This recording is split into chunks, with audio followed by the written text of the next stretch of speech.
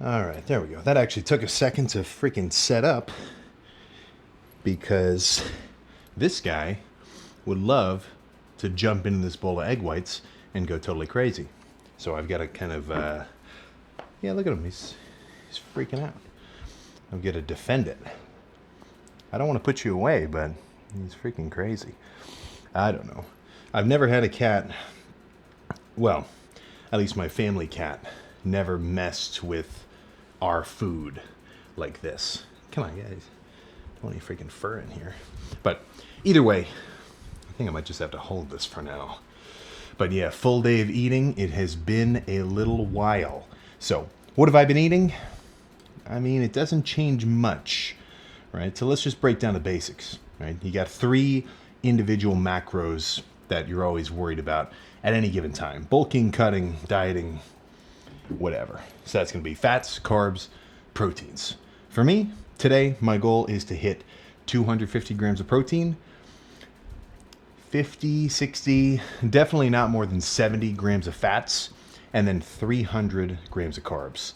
So if I hit 250 on the protein, 50 grams of fat, and 300 grams of carbs, that'll put me at 2650 for the entire day. And that, combined with my training, combined with my cardio, is a deficit. How much of a deficit? I'm not exactly certain. Not so steep that I feel like I'm starving myself to death, but steep enough that it's not like nothing. You know, it's not just the total easiest freaking thing in the world. So for meal number 1, well, you tell me. Personally, I have no issue with this approach, but I'm sure it's not totally standard. But I take a big ass tub of liquid egg whites, throw them into this big salad bowl, and then you just microwave the whole thing for like 3-minute increments, stir it up as the egg whites cook, and then after like 10-ish, it's completely cooked. Right? And I even looked it up just to freaking confirm for anybody who's going to say something along the lines of, well, you know, the microwave is going to break down the protein. It's like, no, do you know what a microwave does? All it does is vibrate the water molecules and things, and then that vibration causes this sort of just internal energy increase, which increases the temperature. So if you want to make a dirty pan, and then a dirty spatula, and then a dirty bowl, be my guest. But personally, I'm going to keep microwaving them for a while. It's just a simpler approach. But this is 100 grams of protein, 18 grams of fats worth of buffalo sauce, which is a little high for just one meal, considering I'm aiming for 50 for the entire day. But it tastes pretty good, and I'll just make sure I have a low-fat meal next. And then where the hell are the carbs? Well, I'm not in a rush. Let's put it like that. I'm not in a rush to slam my carbs. I've only got 300, and I want to make them stretch. And for me, if I can go to bed with like a big meal of oatmeal or something, like I'm hoping that by the time I say, all right, last meal of the day, that ends up being like a big ass bowl of oatmeal with some ground beef on the side. I'm going to sleep like a baby. And if I can do that, if I can go to sleep feeling full, you know, like not having gone over my calorie limit and sleeping through the whole night without waking up and coming down to the kitchen to like eat some ice cream or some chips or something, well, then that's a W for me, you know? And then obviously, well, you should just want it. If you want it hard enough, it doesn't matter how hungry you get. Well, you're going to stick to your diet, which, yes, there is definitely an angle where you kind of just have to thug it out. Like net throughout the entire day today, I'm going to be hungrier than not. It's just the nature of it. If you're completely full all the time, odds are you are definitely not in a deficit. But you can also make it easier on yourself. So it's 12:40 right now. I did a fasted lift because it was only arms, so not the most intense in the world. Finished my cardio. So I'm already getting close to halfway through the day, and I haven't even really touched my carbs yet. So that means I've got a lot of carbs left over. So going forward, I'm going to be able to have some pretty satiating meals. And you tell me what you think, but I think it's so much easier to skip breakfast than it is to skip dinner, right? Try going to bed hungry and staying asleep. guarantee you're not going to have an awesome time. But, wake up, start drinking something, get an energy drink. Caffeine itself has a mild appetite suppressing effect. It's not like insane, but a little. So that's my approach. So I'm going to sit here, scarf this down. And since this is 100 grams of protein rather than like a regular size meal like 50, this is going to make me feel pretty full for a while. So, to those who might be concerned, well, you can only digest 50 grams of protein at once.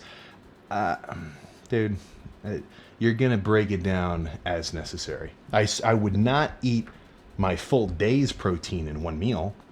I definitely would not say do that. But if you're pretty hungry, for me, I find it way easier to just fill myself up with some extra protein and then save my carbs for later. Right? So I can already tell I'm repeating myself. That's the mantra. Save, freaking save.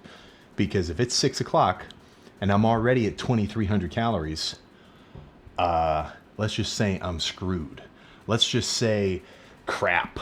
I've got to make 300 calories stretch all the way until tomorrow at like noon, whenever my first meal is. Right? That's pretty hard. But if it's 8 o'clock, if it's 7 o'clock, and I've got 1,000 calories left, I've got 1,500, maybe not 1,500, but probably 1,000. Well, then I'm good to go. Right?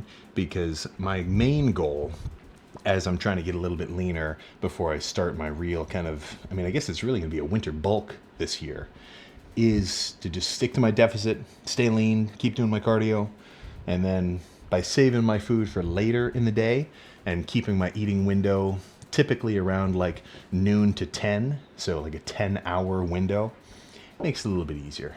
So I'm going to try to defend this meal against Rocky, and then I will see you. I'll probably see you in a couple hours, because this is going to make me feel pretty full for a freaking while. So I'll catch you, well, for you, it's only be 1 freaking second. Yeah, there we go. Yeah, now things are really getting fancy. I can hit record from the phone. Hell yeah. But this is a very similar situation as before. Normally I just eat in the kitchen, but it's a little more chill up here. And it's the same bowl, right? It's the same bowl. Normally, this is even like a metal salad mixing bowl is kind of preferable for me. Just because you're not going to clink it around. And every time I eat out of it, also even just looking at the food, I get the same comment. You're eating like a dog, right? Just a big ass bowl of a mix of food.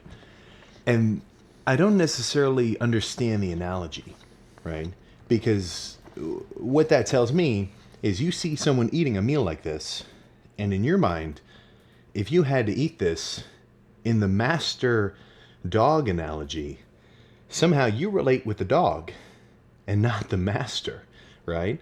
So I've said this a couple times. It's kind of just I don't think about it a lot, but it's a good way to put it, because when it comes to you, like your own kind of life in general, but the gym specifically, you are as high up as the fucking president and as low as the lowest army grunt.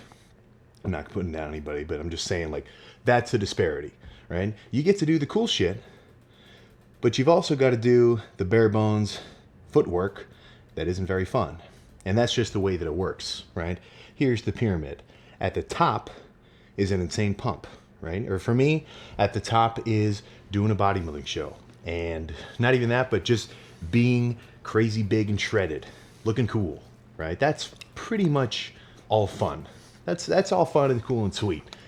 And at the bottom of that pyramid, all right, at the bottom, to actually support it so that you can even get that high and get that cool shit on top, is eating in a specific way. Trudging on the cardio bike, doing the fucking Stairmaster or the treadmill. Stairmaster's pretty fucking hard, so if you're doing that, hell yeah. I've only done it for, I think I've only done 45 minutes cumulatively. It's fucking hard, but that's the stuff that's not cool. So if I can kind of ingrain anything or like hype anything up specifically about this kind of setup with the food outside of the gym, with the outside of the gym preparation, it's that it's not flashy.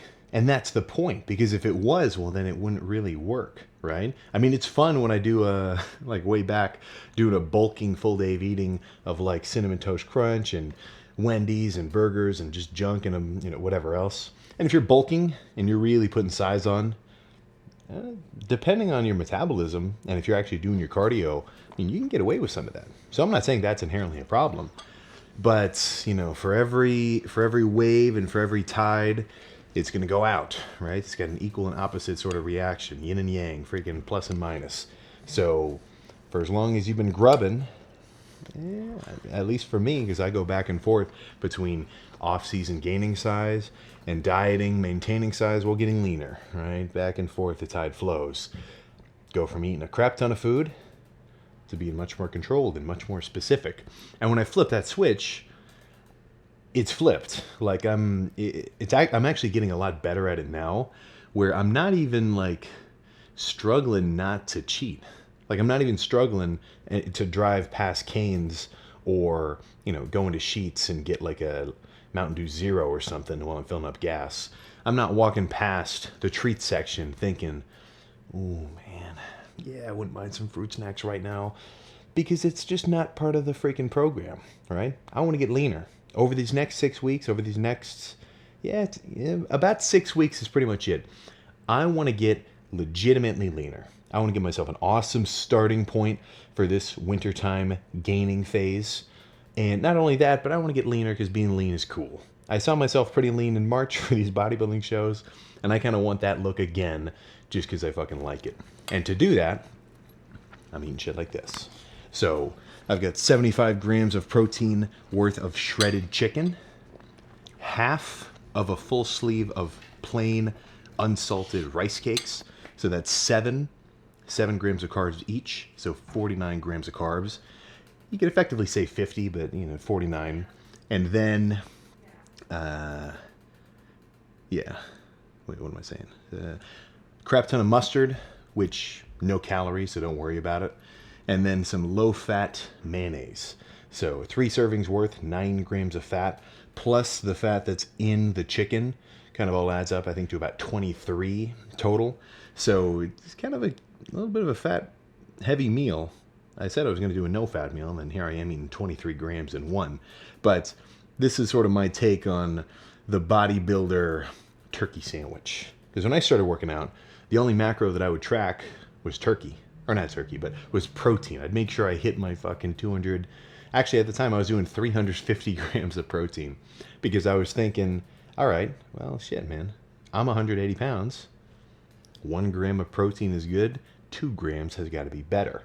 So I was just going nuts. 350 grams. I'd have 400 gram days. Just crazy. And a lot of that would just be a big ass Costco turkey slab. Slice off 8-ounce pieces. Put it between 2 slices of pumpernickel. And that was my shit.